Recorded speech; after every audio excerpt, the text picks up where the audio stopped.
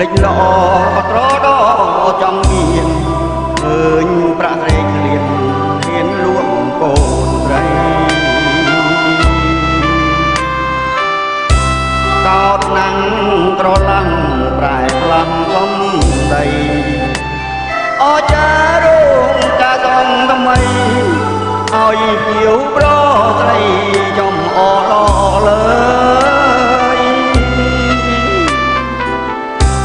ខំចែកសម្បត្តិអាពាពីពីហៅអងញាតមិត្តមីមា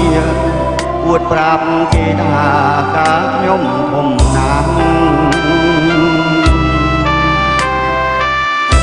ថ្ងៃលើកជំនូនគេជូនទេដាខ្ញុំដើររឹក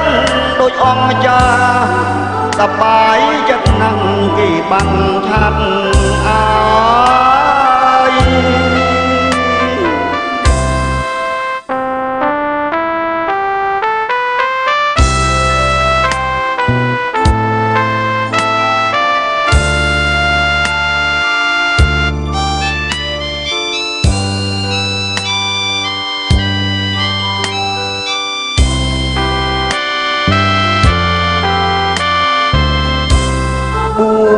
ហាដល់ទាំងខាងស្រីរឹតតែរំភើបមហារតីនឹកឃើញបោជ័យថ្ងៃបានការស្លាពុទ្ធធម៌ប្រាប់តែទុំហេតុអង្ចាគេសងថ្លៃបណ្ដាការគេថាលេងការកូនឲ្យខ្ញុំហើយជូដល់មច្ឆាគេថាមិនដុតគេខ្ញុំ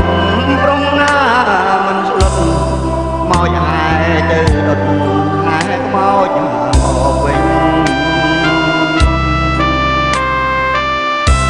តឹងទ្រូងទៅទលាយយាយមិនចេញខ្មាស់គេពេញត្រង់ភ្នំពេញទូមិនដេញមានឈ្មោះពោះម៉ាយខាន់ស្លា